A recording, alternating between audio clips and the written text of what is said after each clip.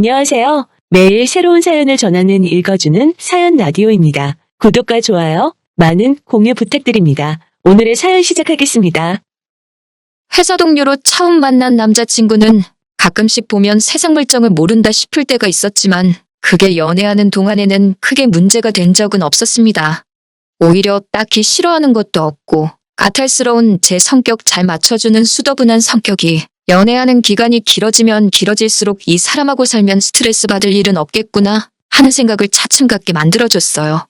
같은 회사에 다니면서 동고동락하다 보니 일 때문에 서로 투닥거리기도 많이 했지만 같은 해에 회사에 들어간 입사 동기이기도 하고 회사 내에 몇 안 되는 또래이다 보니 서로의 상황 같은 게 더 잘 이해가 되었던 것 같아요.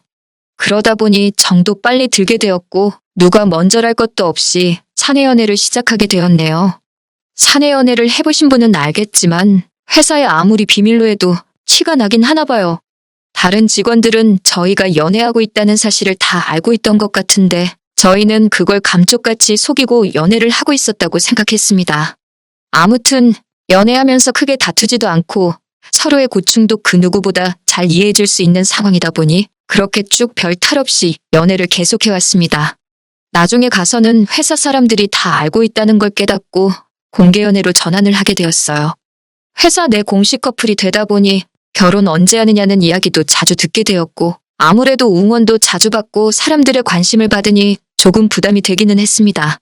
저나 남자친구나 본가는 따로 있고 집에서 나와 자취를 하고 있었는데 연애 기간이 길어지다 보니 자취방 계약도 새로 갱신을 몇 번 해야 했고 그럴 때마다 새로운 거처를 찾을 때 회사랑 얼마나 가까운가 위치도 중요한 게 여겼지만 한편으로 서로의 자취방에서 얼마나 가까운지도 계산해가면서 새로 방을 구해왔어요. 그러다 보니 서로 점점 사는 곳이 가까워졌습니다. 회사에서도 매일 보는 사이긴 하지만 퇴근길까지 같아지다 보니 문득 그런 생각이 들더라고요. 어차피 이렇게 오래 만나왔는데 차라리 결혼을 하는 게 맞지 않나 싶었습니다. 퇴근하면 남자친구가 항상 같이 지하철을 타고 저를 집 앞까지 바래다 줬었거든요. 남자친구는 저를 집까지 바래다 주고 집까지는 걸어서 돌아갔습니다. 퇴근길 방향이 같은 방향이기는 했지만 동네가 달랐기 때문에 집까지 걸어서 30분을 더 걸어가야 했어요. 언젠가부터 서로 일하느라 피곤해서 지쳐있는데 굳이 이렇게 할 필요가 있나 싶더라고요. 차라리 결혼을 해서 둘이 같이 살면 여러모로 출퇴근도 같이 하게 될 테고 한 집에 사니까 빙 돌아서 집에 갈 필요도 없고 집도 월세로 제 방, 남자친구 방에서 어떻게 보면 2배로 내고 있는 상황이나 마찬가지인데 그럴 바에 대출 2, 3억 받아서 신혼집 구해 이자 내는 거나 방 2개 월세 내고 사는 거나 별반 차이가 없을 것 같았고 여러모로 서로한테 이득이 되는 거 아닌가 하는 생각이 들었습니다. 따로 청혼을 받은 건 아니지만 제가 그렇게 낭만적인 거 찾고 그러는 성격도 아니다 보니 그런 형식적인 건 생략했어요. 분위기 좋은 데서 촛불 몇 개 켜놓고 명품 반지에 명품 가방 선물 받으며 프로포즈 받는 그런 뻔한 청혼을 받을 바에야 차라리 그 돈으로 서로를 훌륭하게 키워준 양가 부모님들께 선물 같은 걸 드리는 게 맞지 않나 싶었거든요. 그래서 그때부터 결혼 준비를 위해 서로의 상황을 오픈하게 되었습니다.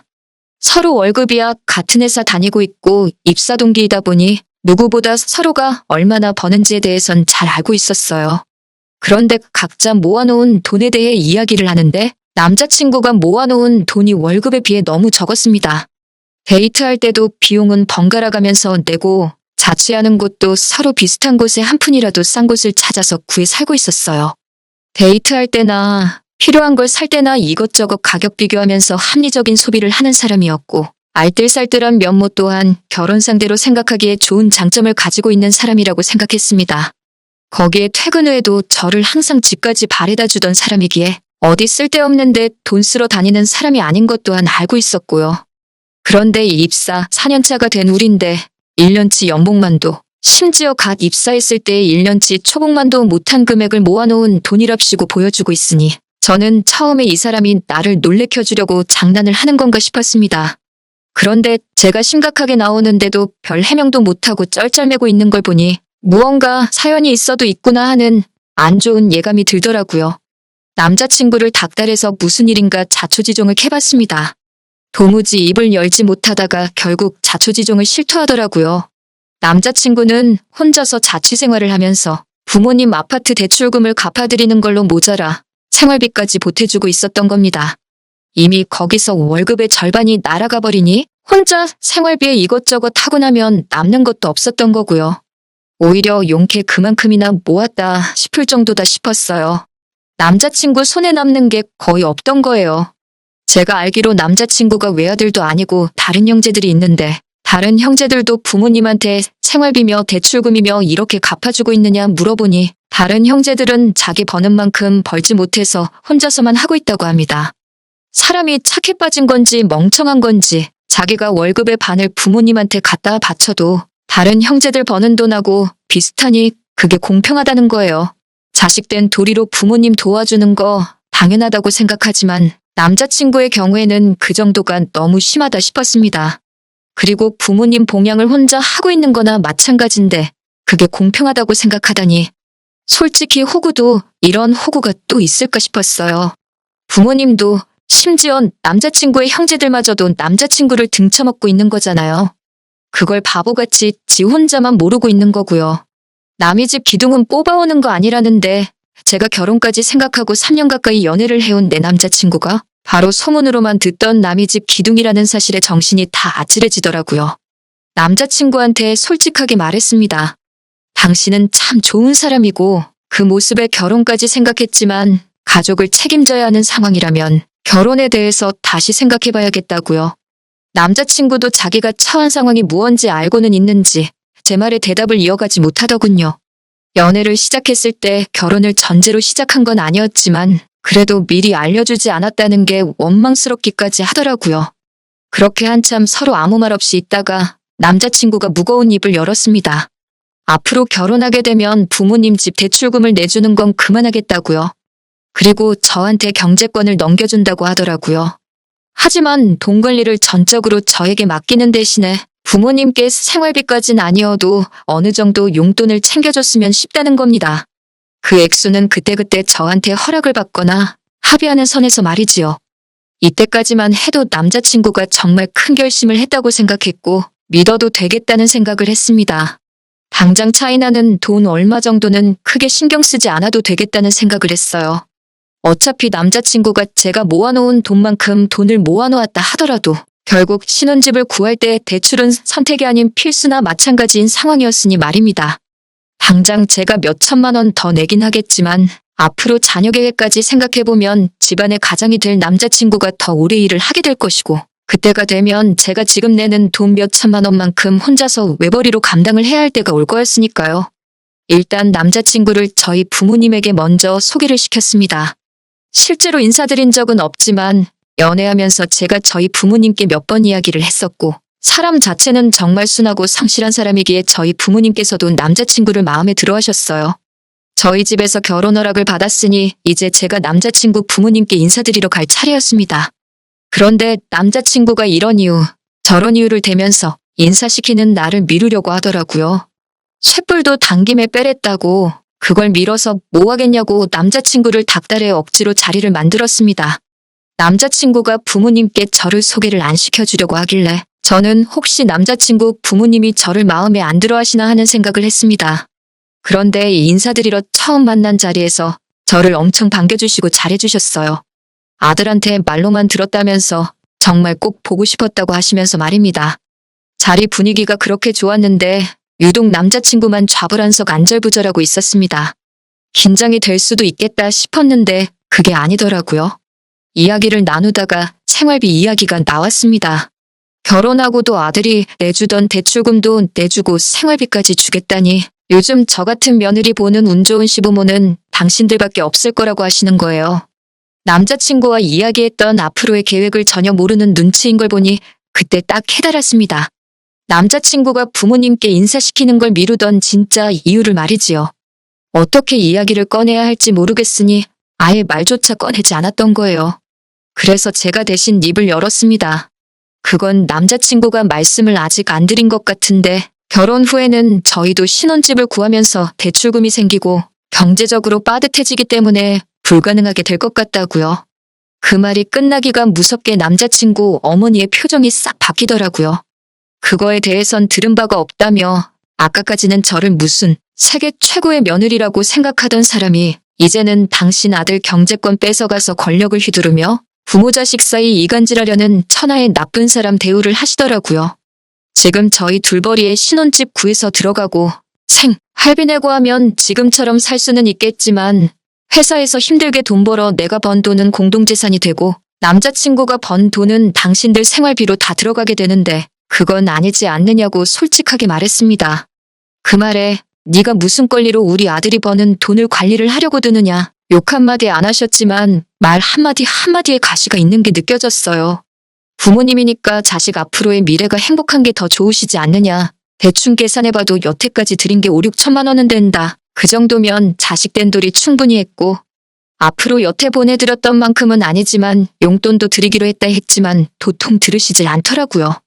언성이 높아지기 시작하니까 옆에서 꼼짝 못하고 있던 남자친구가 자기한테 좋은 해결법이 있다고 어이없는 소리를 하더라고요. 자기가 퇴근하면 대리운전 같은 거 하고 주말에는 물류창고 같은데 가서 일을 더 하겠다고요. 그렇게 돈을 더 벌면 그 돈으로 대출금을 갚아드리겠다는 겁니다. 아직 내 집도 없는데 투자까지 뛰면서까지 자기 부모 대출금의 생활비를 내주겠다는 게 말이나 되는 일인가 싶었습니다. 그렇다고 형제가 셋인데 그거 다 갚아주고 물려받을 일이 있는 것도 아니고요. 그건 또 무슨 소리냐고 한마디 걸고 넘어졌더니 남자친구 어머니가 당신 아들이 알아서 더 벌어가지고 준다는데 그것도 못하게 하느냐고 저보고 마누라 될 사람이 그 정도 이해심도 없어서 어디다 쓰겠냐고 얼굴에 철판 깔고 나오더군요. 더 길게 생각할 필요도 없겠더라고요. 어리숙한 건 알고 있었지만 부모님 눈치 본다고 해야 할 말도 못하는 남자친구는 더 이상 제 눈에 좋은 신랑감으로 보이지 않았습니다. 생활비 내주고 대출까지 갚아주는 집안의 기둥인 효자 아들이 결혼해서 가정을 꾸린다고 해서 부모들한테 진심으로 축하받을 것 같지도 않았어요. 오히려 당신들 당연히 받을 돈 뺏어간다고 싫어하지는 않으면 다행이라는 생각이 들었고요. 남자친구도 자기 인생, 자기 건강 갈아 넣으면서까지 돈을 더 벌어다가 부모한테 갖다 바치겠다는데 제가 뭐가 아쉬워서 남자친구를 오래 알고 지낸 거지 따지고 보면 그날 처음 본 알지도 모르는 사람들한테 시작부터 끝까지 미움을 받아야 하는지도 모르겠더라고요. 그리고 퇴근 후에 투잡 뛰고 주말에는 아르바이트해서 돈을 더 벌 거면 저랑 결혼은 왜 하나요? 그냥 관상용 열대어를 한 마리 키우고 말지. 일주일에 7일 밤낮 없이 일하는 남편이면 솔직히 없는 거나 마찬가지잖아요. 그래서 그냥 자리에서 일어났습니다. 남의 집 기둥 뽑아오는 거 아니라는 말이 괜히 있는 말이 아닌 것 같다고 결혼 이야기 뒤집어버리는 것도 뒤집어버린 거지만 남자친구한테도 이만 헤어지자고 말했어요. 평생 그렇게 가족들 지갑 노릇이나 하라고요. 그렇게 사는 게 좋다는데 내가 스트레스 받아가면서까지 못하게 말릴 필요가 없다고 말하고 자리에서 일어났습니다. 같은 회사를 다니다 보니 보기 싫어도 마주쳐야 해서 불편했는데 남자친구의 마지막 책임감인지 저에 대한 죄책감 때문인지는 몰라도 이직한다고 말하고 그 후에 회사를 그만두었습니다. 그런데 뭔가 계산착오가 있었는지 바로 직장을 못 구했나 봐요. 헤어지고 4개월쯤 지나서 제가 사는 자취방 앞에 술에 잔뜩 취해서 찾아왔더라고요. 평소에 술은 입에도 안 대던 사람인데 뭔가 싶어서 이야기를 들어봤는데 직장을 못 구해서 수입이 없는 상황인데 부모님들은 멀쩡히 다니던 회사 그만둔 남자친구 잘못이라면서 그나마도 저금이라고 모아놓은 돈을 내놓으라고 했다는 겁니다. 당장 자기는 수입이 없어서 걱정이 돼서 죽겠는데 남자친구 부모님은 그 몇 달을 못 기다려서 얼마 안 되는 자기 돈을 가져가려고 한다고요. 그리고 상황이 이렇게 되니 자기가 자기 인생에 얼마나 큰 부분을 놓아버린 건지 이제야 깨달았다고 하면서 저한테 사과를 하더라고요. 이제 정말 자기는 부모님 안 보고 살아도 되니까 자기를 다시 받아달라고요. 집에다 돈 가져다 바치는 것도 그만둘 것이고 2번 다시 호구 노릇 하지 않겠다고 머리를 바닥에 찌으면서까지 부탁을 하더라고요. 그렇게 오래 연애했고 그동안 정이 많이 들었는데도 안쓰럽지가 않았습니다. 제가 이야기했을 때 진작에 들었으면 이럴 일도 없었을 텐데요. 멀쩡히 다니던 회사도 그만둘 필요도 없었을 테고요. 결국 저보다 가족을 먼저 택했던 사람인데 제가 지금 받아준다고 해서 또 그러지 않을 거라는 보장도 없다는 생각이 들었어요. 그래서 안타깝지만 나는 너랑 다시 시작할 생각이 없다. 그리고 술 먹고 이렇게 찾아오는 것도 싫고 우리는 이미 끝난 거니까 2번 다시 찾아오지 말라고 했습니다. 내가 뭐라고 당신하고 당신 부모님, 부모 자식 간의 천련을 끊어낼 수 있겠냐고 믿는 도끼에 발등 찍히는 것도 딱 한 번이라고 했고, 넌 벌써 그 기회를 날려먹었다고 했어요. 그 뒤로 한동안은 연락도, 소식도 모르고 지냈습니다. 회사에서 남자친구와 친하게 지내던 직원이 남자친구 소식을 들었다며 저한테 말해줬어요. 고향에 돌아가서 그쪽에서 일자리 찾으러 다니면서 아르바이트 하고 있다고 하더라고요. 아르바이트는 왜 하고 있는지 안 봐도 딱 알겠더라고요. 불쌍하긴 하지만 한편으로는 남자친구를 다시 안 받아주길 잘했다는 생각이 듭니다. 결국에는 가족을 놓지 못해서 안정적인 새로운 직장을 찾는 게 아니라 부모님 당장 생활비랑 대출금 내주기 위해서 고향으로 돌아간 모습을 보면 아직 정신 덜 차린 것 같네요. 그동안 만나온 정에 휩쓸려 받아줬더라면 결국엔 또 어떤 방식으로든 자기 가족들 먹여 살리겠다고 투잡을 뛰겠다느니 내 돈을 빌려서 쓰겠다느니 분명 무슨 일이 있어도 있었을 거예요. 비록 이렇게 완전히 끝나버리게 되었지만 아무쪼록 언젠간 정신 차리고 이용만 당하고 있다는 걸 깨달았으면 좋겠네요. 키워준 은혜, 당연히 헤아릴 수 없을 만큼 커다란 것이겠지만 자기 인생까지 갈아서 갚아야 할 정도로 가스라이팅을 당한 모습을 보니 그냥 한편으로는 안쓰럽기도 한 것 같아요.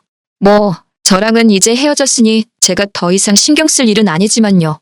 정신 차리면 그만둘 것이고 정신 못 차리면 앞으로도 저렇게 살아가겠죠. 긴 이야기 들어주셔서 감사합니다. 오늘의 사연은 여기까지입니다.